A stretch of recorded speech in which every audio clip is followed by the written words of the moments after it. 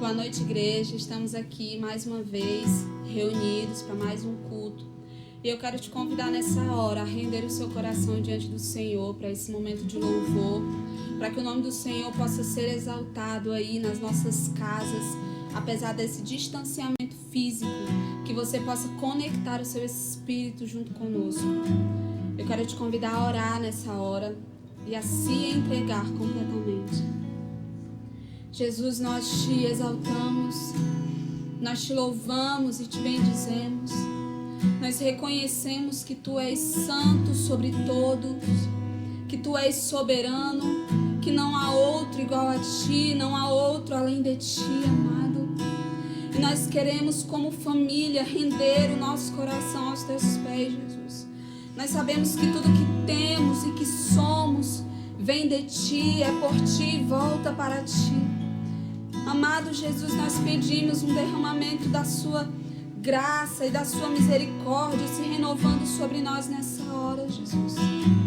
A Deus, consola o nosso coração, fortalece o nosso coração para esse tempo, Jesus.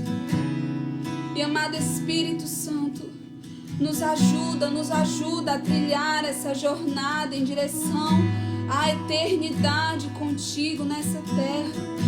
E que se nos desviarmos para a direita ou para a esquerda, que o teu Espírito possa falar aos nossos ouvidos, nos trazendo de volta para o caminho eterno. Tu és o nosso amado Jesus. Mais doce que o mel, perfume derramado é o teu nome.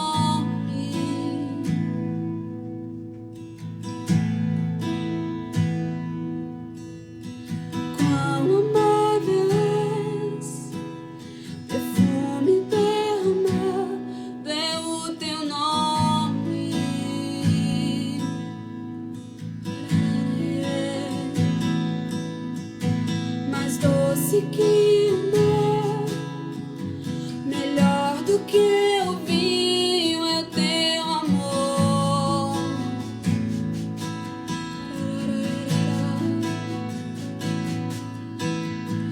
Quão amável és, perfume derramado é o teu nome.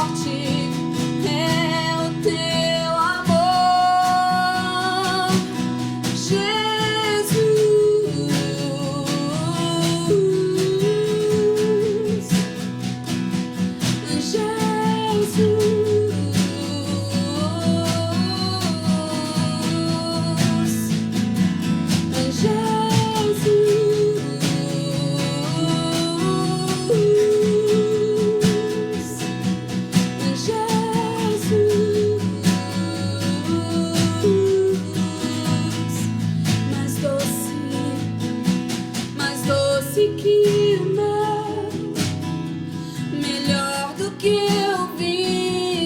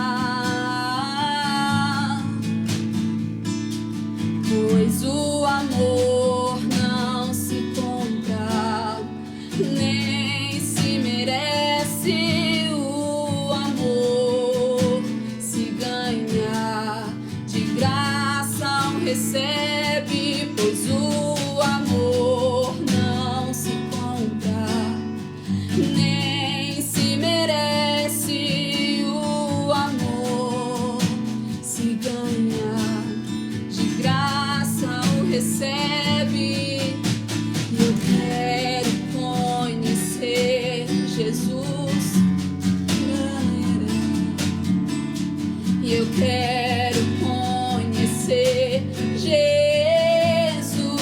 Ai, ai, ai, eu quero conhecer Jesus, é o que eu mais quero.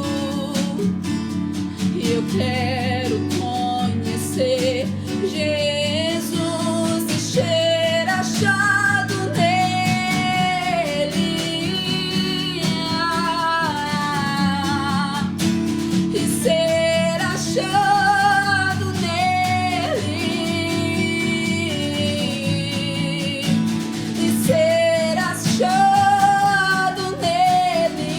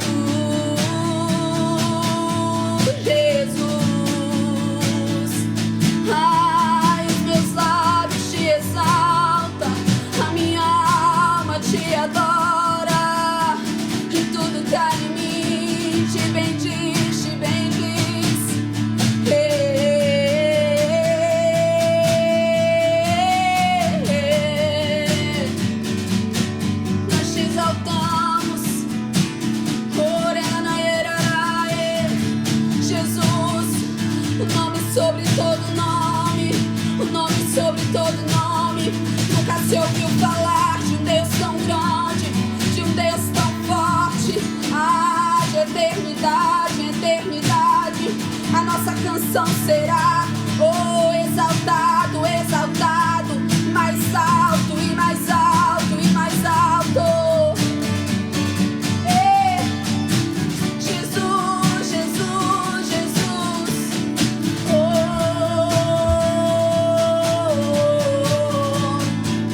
Yeshua,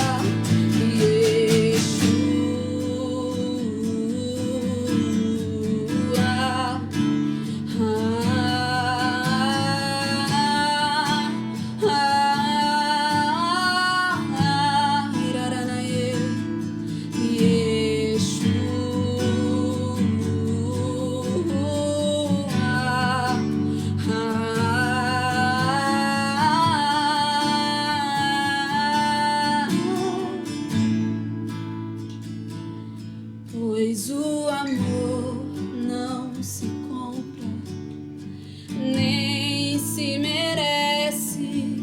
O amor se ganha, de graça o recebe. E eu quero conhecer Jesus. Eu quero conhecer Jesus, ser achado nele. Jesus, que nós sejamos um em Ti, como Você é um com o Pai, e como Você orou, que nós não sejamos tirados desse mundo, mas preservados nele, enquanto aguardamos a Tua volta, a Tua igreja que Te ama e que anseia por Ti, Jesus. Nos preserva, e que à medida que Te conhecemos, sejamos achados em Ti, achados em Ti.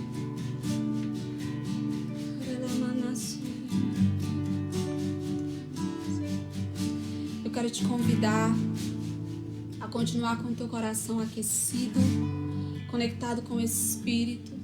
E agora nós vamos nos relacionarmos com o Senhor através da Sua palavra, que é viva, eficaz e mais penetrante do que uma espada de dois gumes. Fica conosco em nome de Jesus. Amém. A paz do Senhor, igreja, boa noite. Estamos aqui em mais um culto, ainda não presencialmente, mas estamos aqui reunidos ao redor do nome de Jesus. Jesus que é o centro da nossa vida, o centro do Evangelho, o centro de todas as coisas. Ele é suficiente. E nessa noite eu quero falar com vocês a respeito da graça de Jesus, que foi suficiente na vida de Paulo e que é suficiente na minha vida, na sua vida e na vida de todos os filhos de Deus, tá bom? Quero te incentivar a você pegar a sua Bíblia para que nós possamos ler o nosso texto nessa noite. E o nosso texto está em 2 Coríntios, capítulo 12. Nós vamos ler dos versículos 7 ao 10, tá certo? Então, assim diz a palavra do Senhor.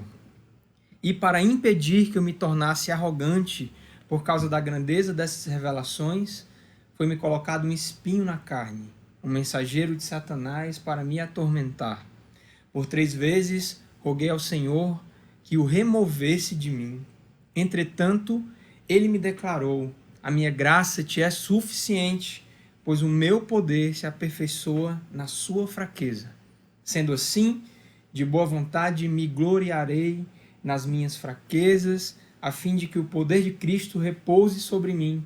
E por esse motivo, por amor de Cristo, posso ser feliz nas fraquezas, nas ofensas, nas necessidades, nas perseguições, nas angústias, porquanto, quando sou enfraquecido, ou algumas versões, enquanto estou fraco, é que eu sou forte. E antes de entrar na aplicação do texto em si, eu quero falar um pouco para você do que estava acontecendo aqui, né? Paulo, na segunda carta aos Coríntios, ele está estabelecendo uma defesa do seu apostolado. E por que Paulo está estabelecendo essa defesa ao seu apostolado? A igreja de Jesus, nessa época, a igreja de Corinto, estava sendo atacada por aqueles a quem Paulo chamou de superapóstolos, de maneira irônica, ou de apóstolos eminentes. Em 2 Coríntios 11:5 ele fala: contudo não me julgue em nada inferior a esses eminentes apóstolos. E em 12:11 ele fala: tornei-me insensato porque vós me obrigastes a isso. De fato, eu devia ser recomendado por vós, visto que em nada fui inferior a esses superapóstolos, mesmo considerando que eu nada seja. Esses a quem Paulo chama de superapóstolos estavam disseminando um falso evangelho, e para abrir um caminho, abrir uma influência com a igreja de Corinto e com o povo de Corinto, eles estavam atacando Paulo diretamente. Só que esse ataque não era só para ferir ou para minar a reputação de Paulo. Esse ataque ele visava a própria igreja de Cristo.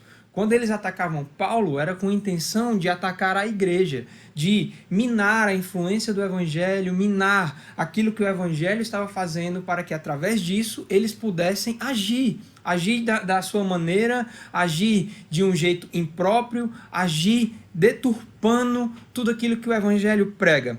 Eles estavam fraudando não só as finanças da igreja, porque isso também estava acontecendo, mas também a teologia bíblica daquela época. 2 Coríntios 2,17, a palavra diz: ao contrário de muitos pregadores, não somos mercenários da palavra de Deus, mas anunciamos a Cristo com sinceridade da parte de Deus e na sua presença. É como se Paulo estivesse dizendo aqui: ao contrário destes, que são mercenários, nós não somos. Então, Paulo estava atacando diretamente. E por que Paulo estava fazendo isso? Porque tinha a ver com a igreja, meu amado, tinha a ver com as pessoas. E a igreja de Cristo é preciosa e as pessoas são sim preciosas. E quando a igreja de Cristo é atacada, a doutrina é atacada, Paulo aqui se levanta para preservar o evangelho e nós também precisamos fazer isso. No capítulo 11, Paulo fala de ciúmes. E ele considerava os coríntios como filhos. 1 Coríntios 6,13 ele diz: em termos de justa retribuição, vos falo como a filhos. Abri, pois, também os vossos corações. Paulo tinha uma responsabilidade para com aquele povo. E Paulo está aqui estabelecendo uma defesa que, se você ler de uma maneira rasa, vai transparecer uma pessoalidade, mas não era uma defesa pessoal, era uma defesa da igreja, porque o zelo vinha de Deus, a obrigação vinha de Deus, porque a igreja era de Cristo. Por isso Paulo se posiciona. No versículo 2 do capítulo 11, a palavra de Deus diz: pois tenho verdadeiro ciúme de vós. Mas por que Paulo tinha ciúme? E o versículo segue: porque esse zelo vem de Deus. Pois vos consagrei em casamento a um único esposo, que é Cristo, a fim de vos apresentar a ele como virgem pura. Paulo tinha um compromisso com aquela igreja por causa de Deus. E nós, como filhos de Deus, como corpo de Cristo, temos um compromisso com a igreja do Senhor. E se esse compromisso não desperta em nós sentimentos, esse compromisso está abalado, meu amado. Se você não sente zelo pela igreja, zelo pelos seus irmãos, zelo pelo funcionamento de todas as coisas, eu não estou falando só da questão logística da igreja, mas da vida em comunidade. Porque muitas coisas que a gente faz não afeta a logística da igreja, mas afeta a vida em comunidade da igreja.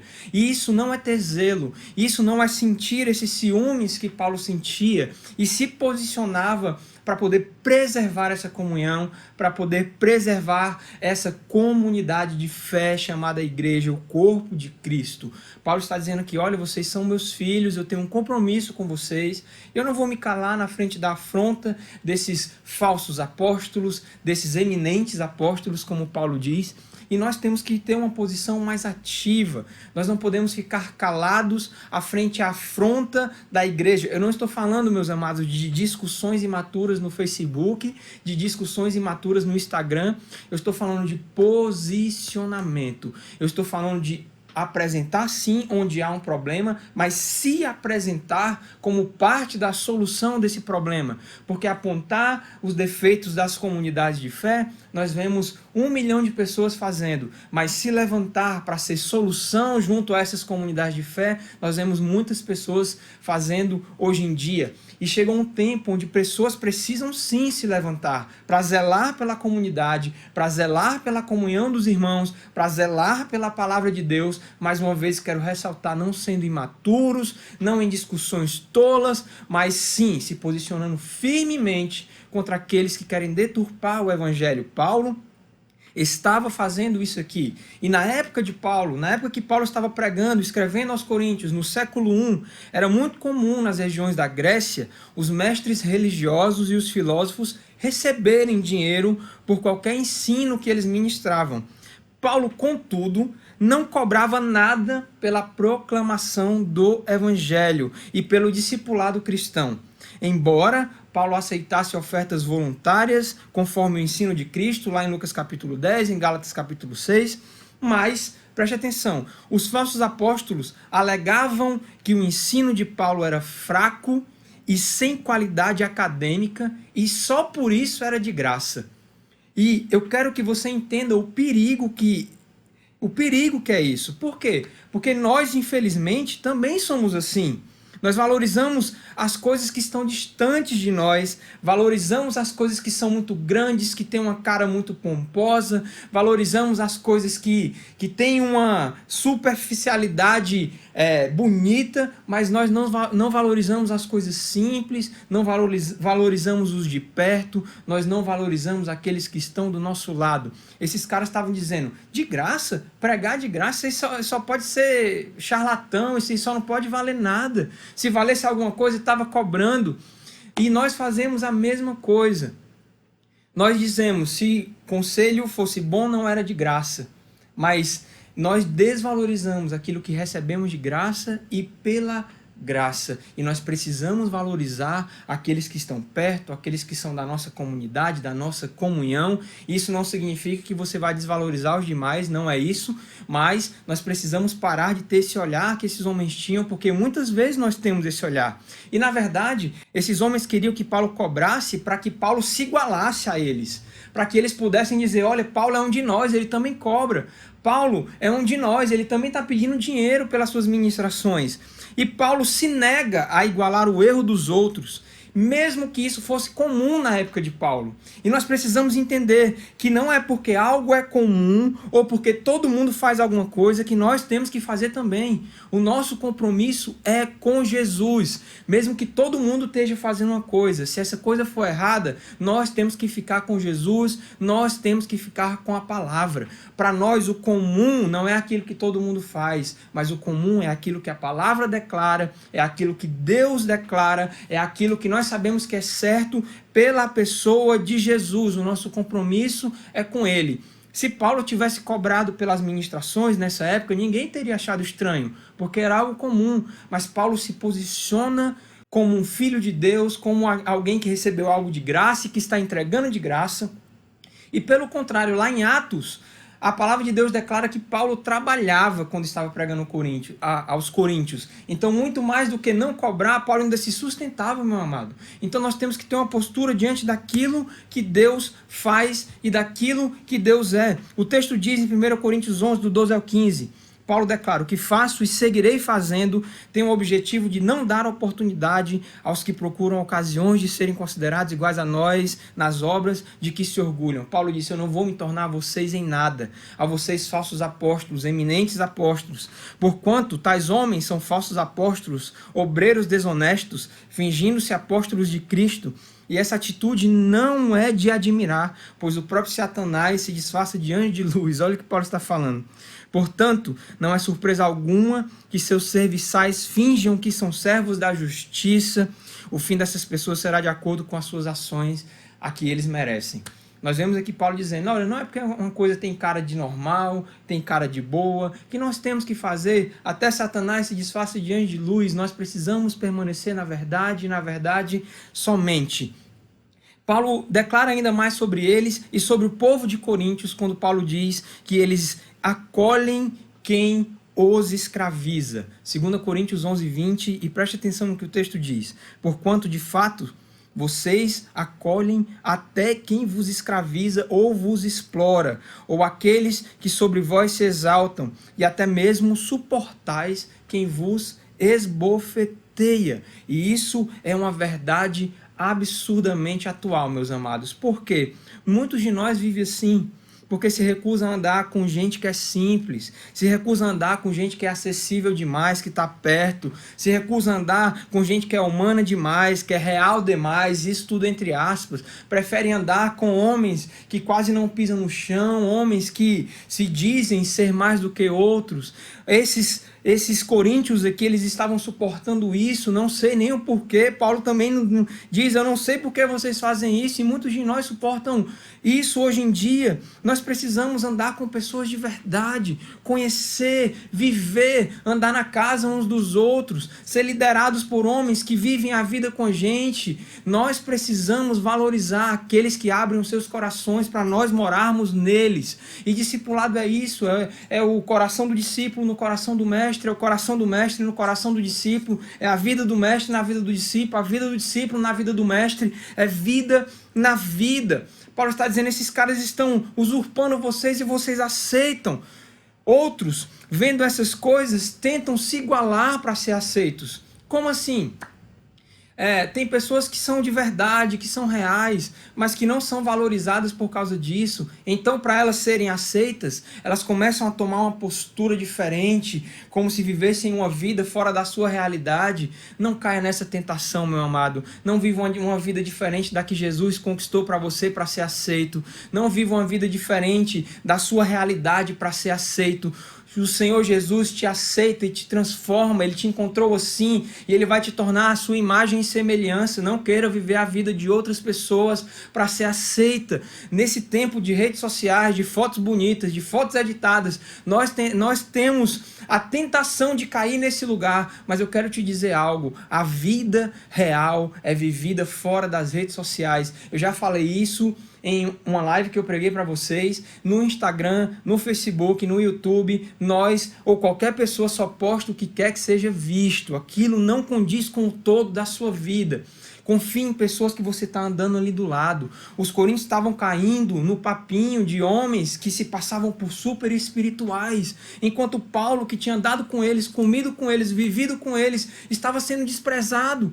Não, viva com pessoas que você divide a vida, viva com pessoas que você conhece o coração, a família, a esposa, os filhos, viva com pessoas de verdade, porque os ídolos da internet muitas vezes não são aquilo que parecem ser, meus amados. Eu não estou dizendo aqui, em nome de Jesus, que as pessoas que estão na internet são todas falsas, não, mas você só conhece delas o que elas deixam que você veja. Isso é uma verdade clara. Isso não quer dizer que elas sejam ruins, não é isso que eu estou falando, mas você precisa andar com aqueles que têm comunhão com Deus e que você conhece a vida de verdade. Às vezes a gente vê algo dando certo e pensa que aquilo é o certo, mas entenda uma coisa: nem tudo que dá certo é certo. Às vezes as coisas dão certo, mas tem princípios errados. Às vezes as coisas dão certo, mas tem, um fundamento errado, uma base errada. Conheça o fundamento das coisas, conheça os porquês e os praquês, para que você entenda que não é só o dar certo, mas tem que ser certo, de acordo com Jesus, de acordo com a palavra. A preocupação desse povo estava nesses super apóstolos espirituais. E Paulo está dizendo: olha, vocês estão sendo iludidos por esses homens. Vocês estão sendo iludidos por ele. Paulo se posiciona aqui por preocupação da igreja, por preocupação do povo. Ele se defende. Eles estavam aceitando uma distorção do evangelho. E Paulo diz isso em 2 Coríntios 11, 3 e 4. Entretanto, receio que, assim como a serpente enganou Eva com a sua astúcia, também a vossa mente seja de alguma forma seduzida e se afaste da sincera e pura devoção de Cristo. Porquanto, se alguém vos tem pregado um Jesus que não é aquele que nos ensinamos, ou se recebeis um outro espírito que não é o espírito que creio, tendes recebido, ou ainda um evangelho que é diferente do que tendes abraçado, e a tudo isso muito facilmente tolerais.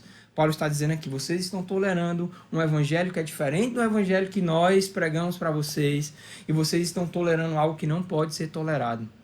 E muitas vezes, em nome de uma paz que não é uma paz, nós estamos tolerando algo que não é para ser tolerado. E mais uma vez eu quero ressaltar o equilíbrio e a maturidade. Não vá sair por aí brigando com todo mundo, mas você não precisa tolerar na sua vida, na sua casa, um evangelho com E minúsculo que não é o evangelho com E maiúsculo, o evangelho do reino de Deus. Não deixe isso entrar. Desligue a rádio se for preciso, feche o canal do YouTube se for preciso, vá para a palavra de Deus, que é o lugar seguro da nossa fé, mas não tolere um evangelho falso, um evangelho diluído, um evangelho adaptado. Isso não é para você e não é para mim. Mas, feita essa introdução, esse panorama de tudo que estava acontecendo aqui, eu quero dar um destaque para a pessoa de Paulo e para a forma como Paulo estava se defendendo. Por quê? Porque muitos de nós queremos nos defender de forma pessoal.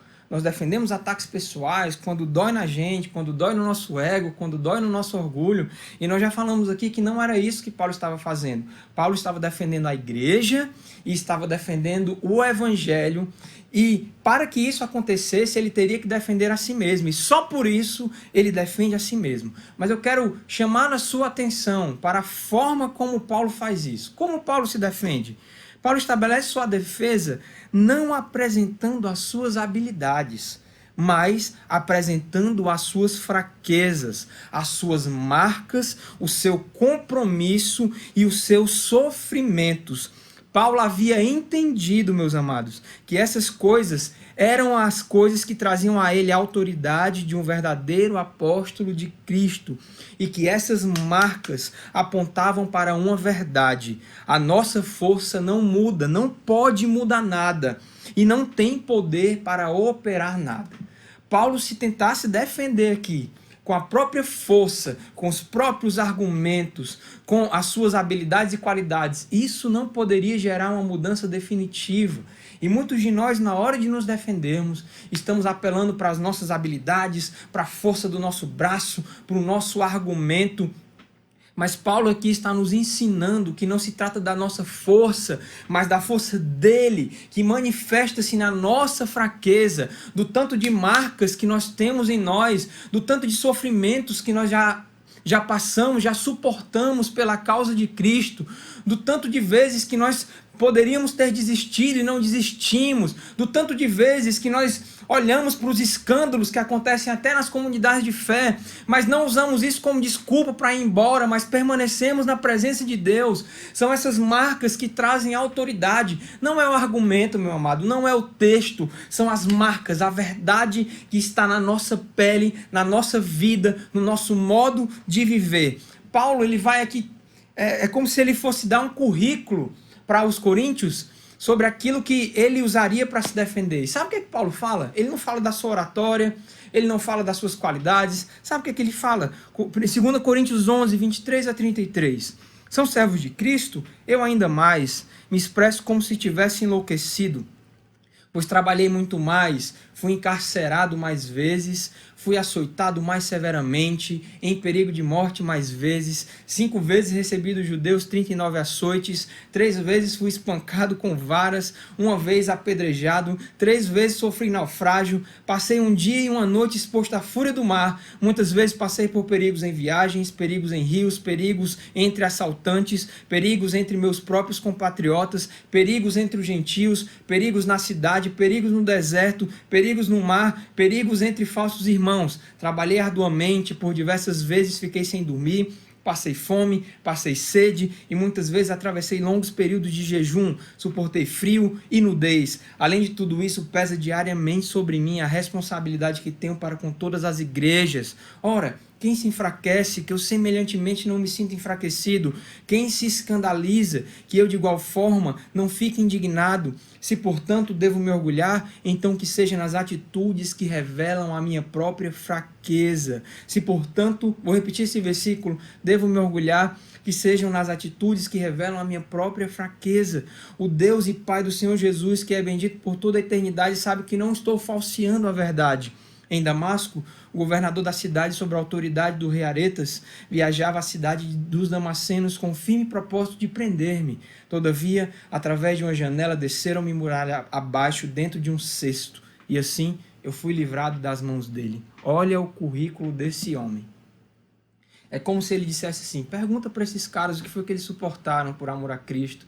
O que foi que eles sofreram por amor a Cristo.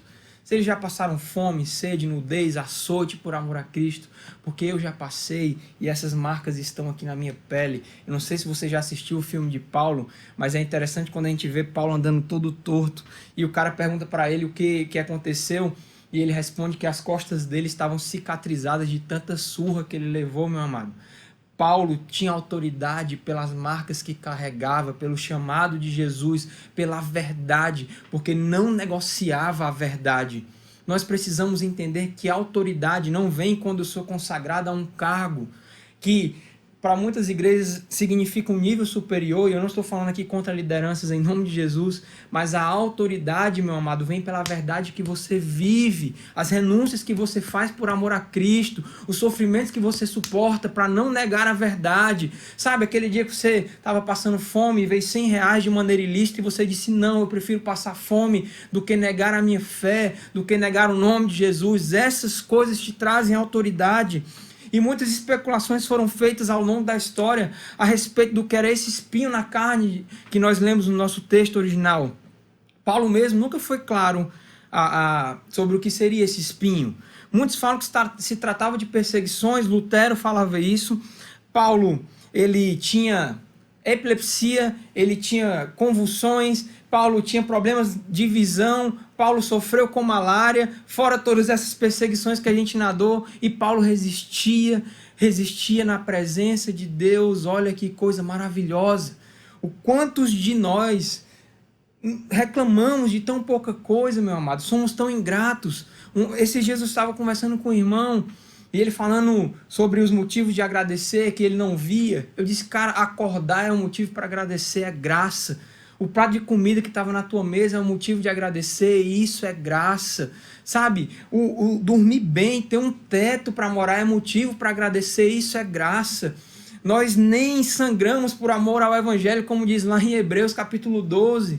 Nós não podemos, meus amados, nós temos que testemunhar da presença de Deus. Se tem um povo que precisa testemunhar daquilo que Deus faz com alegria e com firmeza, é o povo de Deus, são os filhos de Deus, somos nós. Só a força de Jesus é eficaz e poderosa para nos sustentar nas nossas fraquezas. E muito mais do que sustentar. Além disso, Deus nos leva a ser úteis no meio de tudo isso, no meio dessas fraquezas. Em Jesus, Paulo era útil nas suas fraquezas. Eu quero declarar algo sobre você. Em Jesus, você será útil nas suas fraquezas. Eu serei útil nas minhas fraquezas. Porque das feridas dele saíram poder para curar. Das minhas feridas e das suas feridas sairão poder para curar outras pessoas também. Paulo substitui a necessidade de se mostrar forte por uma confiança de se mostrar fraco, para apresentar, aí sim, um Deus forte. Paulo tinha certeza de que todas as coisas contribuíam para o seu bem, de alguma forma. Em todas as situações, Paulo sabia que ele estava sendo fortalecido por Deus, ele estava sendo amparado por Deus, ele estava sendo gerado no ventre, nas mãos de Deus. Todas as coisas cooperam para o bem daqueles que o amam. Um pouco depois, Paulo escreve aos Romanos e declara isso no capítulo 8, versículo 28. E Filipenses capítulo 4, versículo 13, um pouco depois, Paulo declara, tudo posso naquele que me fortalece. Não antes de escrever, aprendi a viver feliz em toda e qualquer situação. Se tem alguém, meus amados, que tem capacidade, se tem um povo que tem capacidade de viver feliz em toda e qualquer situação, são os filhos de Deus, porque nós temos a graça de Deus e todas as coisas cooperam para o nosso bem, inclusive os sofrimentos. E preste atenção numa coisa, no nosso texto base, 2 Coríntios 12, do 7 ao 10, Paulo estava fazendo um pedido a Deus. Paulo pediu, no versículo 8, por 3 vezes roguei ao Senhor que o removesse de mim, o espinho na carne. E no versículo 9 ele diz, Deus responde, a minha graça te é suficiente, ou em algumas versões, a minha graça te basta. Esse homem, preste atenção, que tinha sofrido tudo isso por Jesus, renunciado um monte de coisa por Jesus, passado por um monte de coisa por Jesus, recebe um não de Deus. O que é que isso quer dizer? Quer dizer que não importa a sua situação, meu amado. Você pode se achar a melhor pessoa do mundo, mas a vontade de Deus continua sendo soberana na sua vida. Muitas pessoas, por se acharem boazinhas, acham que Deus precisa fazer tudo o que elas querem. Deus não se dobra à nossa vontade, mas somos nós que nos dobramos à vontade de Deus. Aí, Michel, que Deus malvado é esse? Não, meu amado. Esse não que Deus dá a Paulo não é uma atitude malvada, não é uma atitude de raiva, não é uma atitude de um Deus que não se importa. Pelo contrário, esse não de Deus para Paulo é que garantia Paulo continuar firme no propósito. Esse não de Deus para Paulo é que garantia que Paulo ficasse firme nas revelações que Deus dava a ele. O texto é muito claro que se Deus não permanecesse com esse espinho em Paulo, Paulo iria se orgulhar, e orgulhoso iria se desviar, iria se corromper. Os nãos de Deus forjaram a confiança, a fé e a resistência de Paulo. Os nãos de Deus são para o nosso bem, para nos manter firmes. Quando Deus diz não, Ele sempre está te dando algo melhor do que aquilo que você pediu. Mesmo que não tenha cara, mesmo que não tenha forma disso, Deus sabe o que é melhor. Você não sabe o que é melhor para a sua vida, você não sabe nem o que vai acontecer amanhã, meu amado. Deus já sabe até o final da história de todos os tempos. Imagine o que é melhor para mim e o que é melhor para você.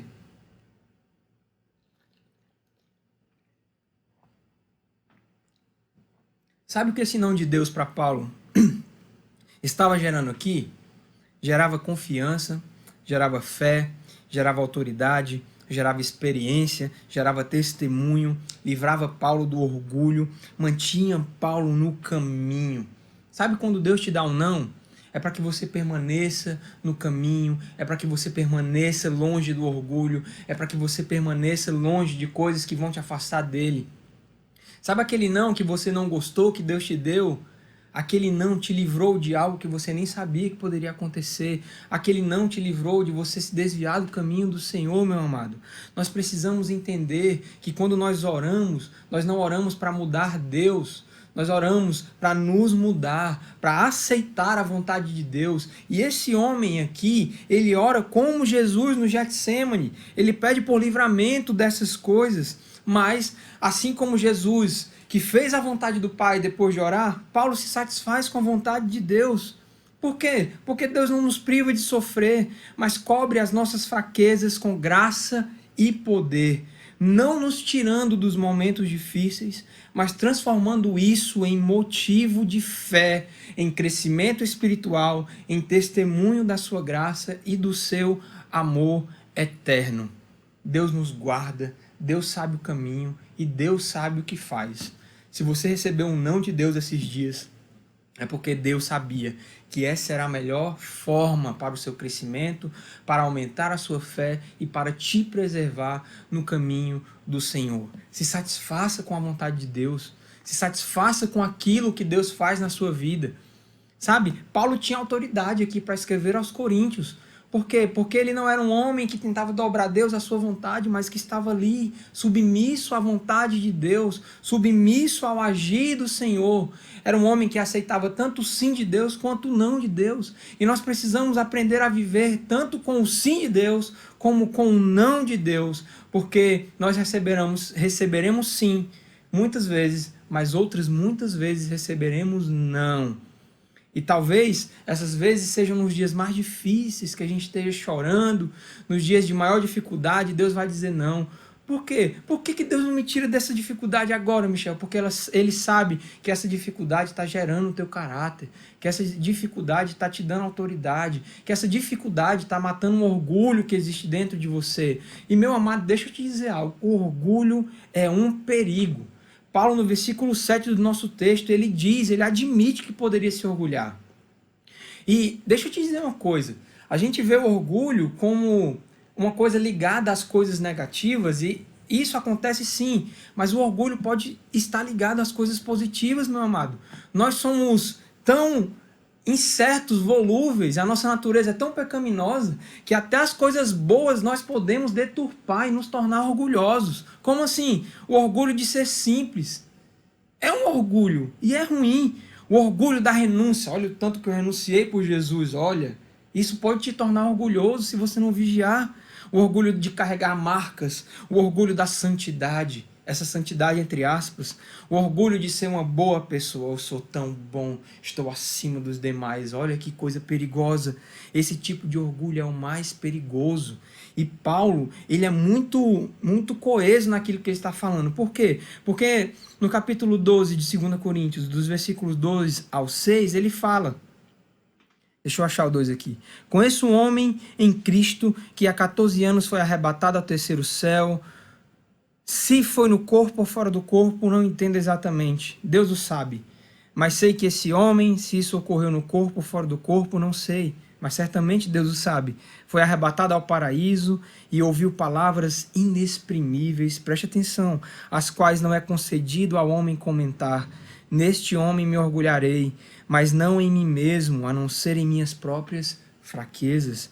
E o 6 ele disse, ainda que eu decidisse gloriar-me, não seria de fato insensato, porquanto estaria narrando verdades. Contudo, evito falar sobre isso, para que ninguém pense ao meu respeito mais do que seja capaz de observar em minha vida ou de mim pode ouvir. E no 7 ele diz, e para me impedir que eu me tornasse arrogante ou orgulhoso por causa das grandezas dessas revelações, foi-me colocado um espinho na carne.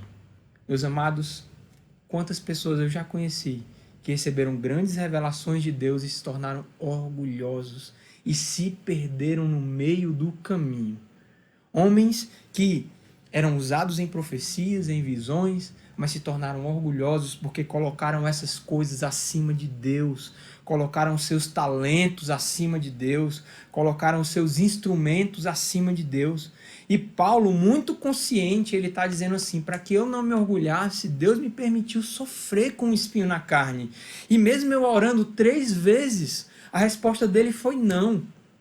E sabe o que Paulo declara a respeito desse não, meu amado? Ele diz, sendo assim, de boa vontade me gloriarei nas fraquezas, a fim de que o poder de Cristo repouse sobre mim. Ele diz, se for para me permanecer no caminho, se for para me permanecer longe do orgulho, se for para me permanecer com autoridade para defender o evangelho, como estava fazendo aqui, pode deixar o espinho aí, e eu vou ficar feliz nas minhas fraquezas. É isso que Paulo está dizendo.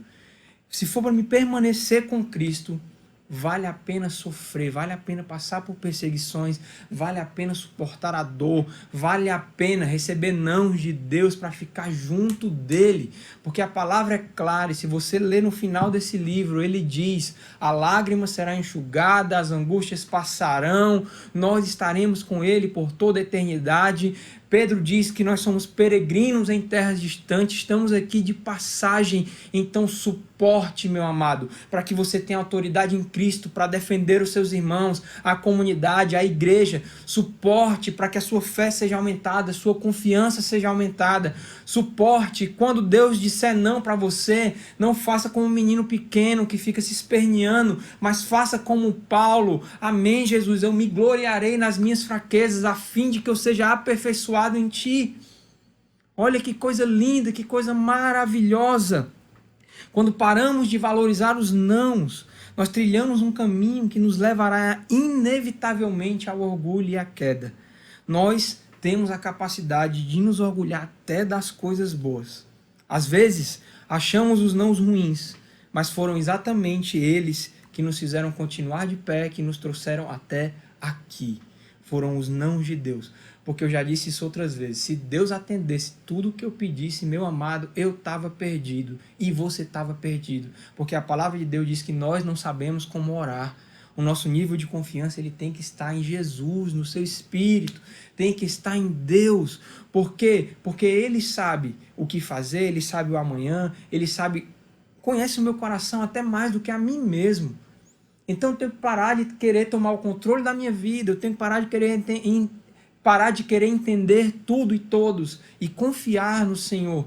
Quando Ele disser não para mim, eu tenho que ficar feliz com esse não, porque Ele sabe o que é melhor.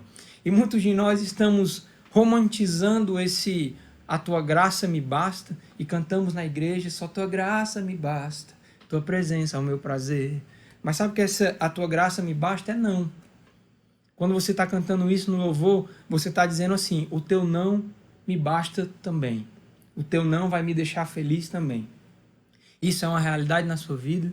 Se isso não for uma realidade na sua vida, precisa ser uma realidade na sua vida.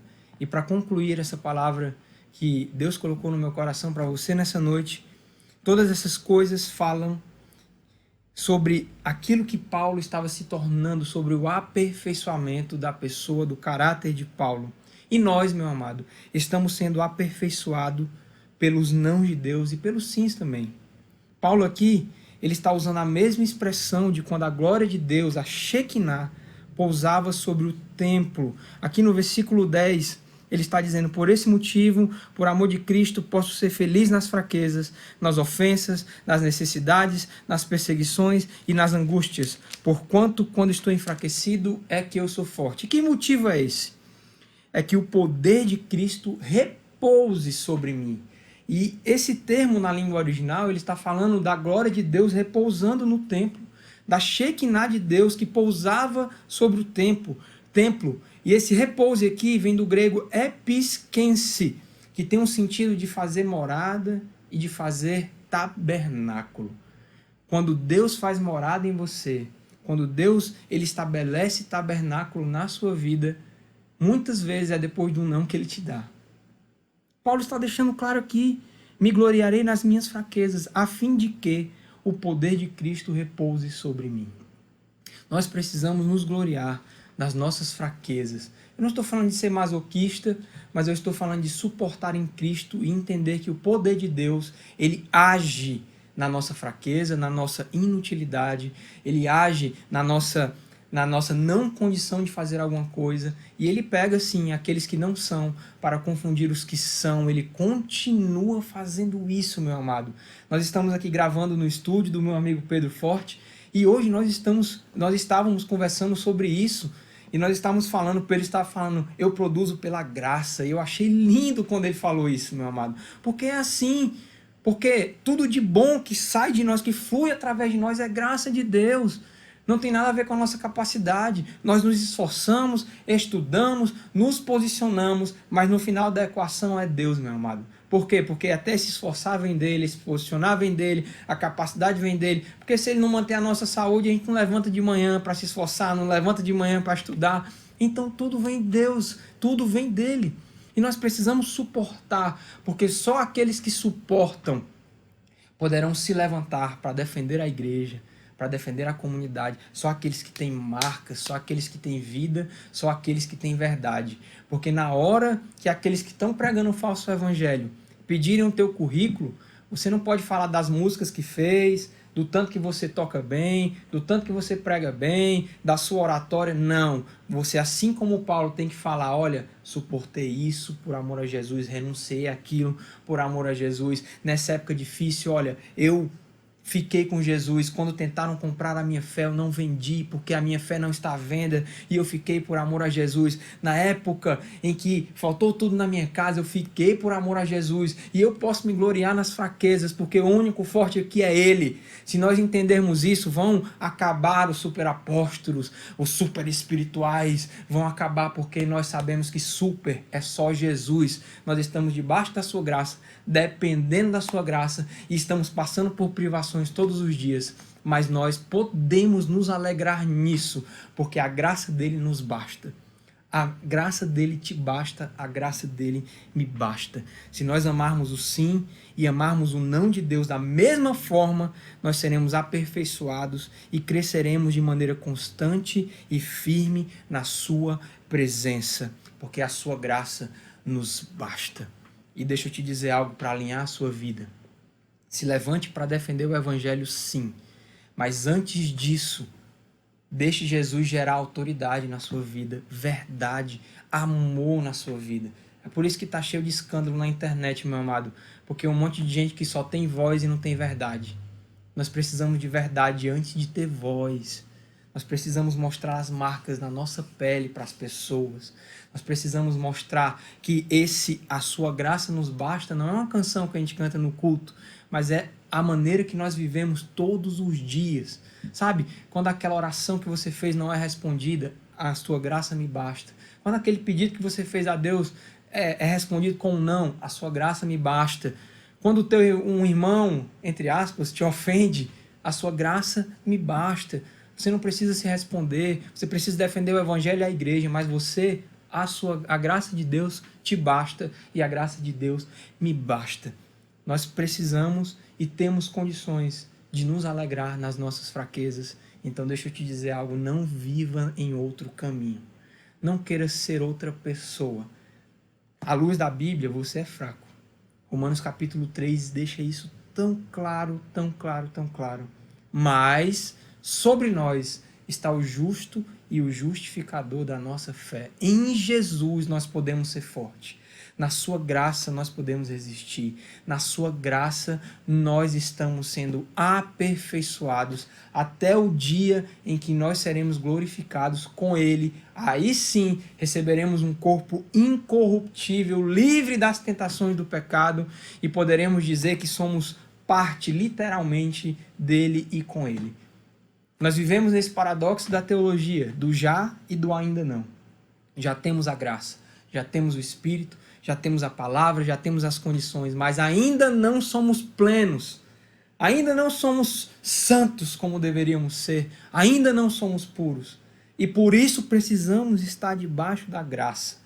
E se não estivermos debaixo do não de Deus, nós nos desviaremos do caminho, infelizmente.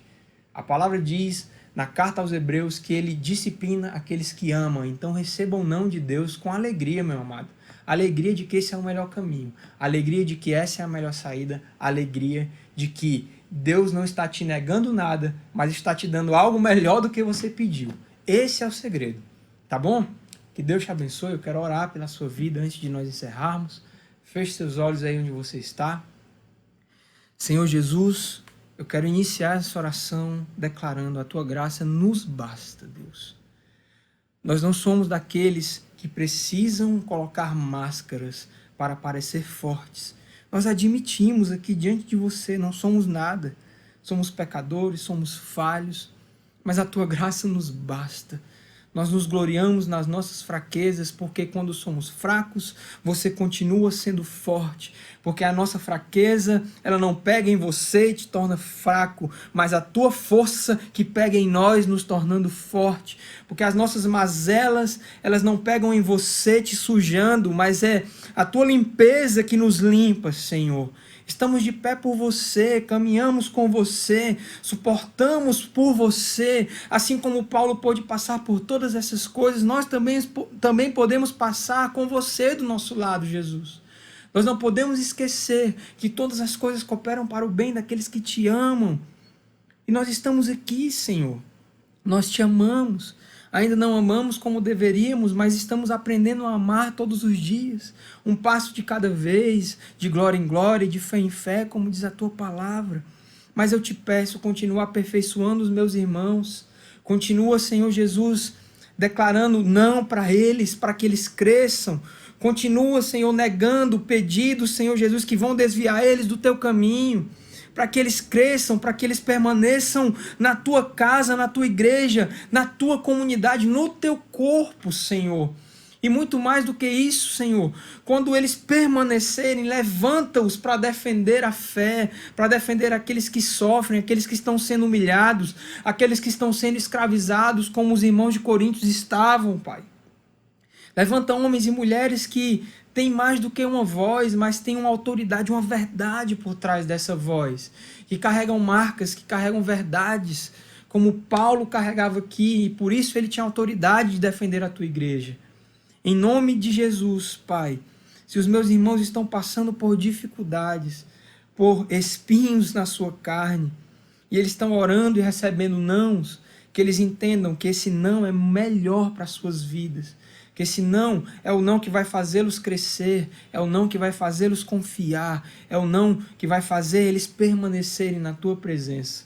Você não faz nada de ruim, nada de errado, em você só habita amor, e tudo que você faz por nós é amor, Senhor, até o não, até a correção.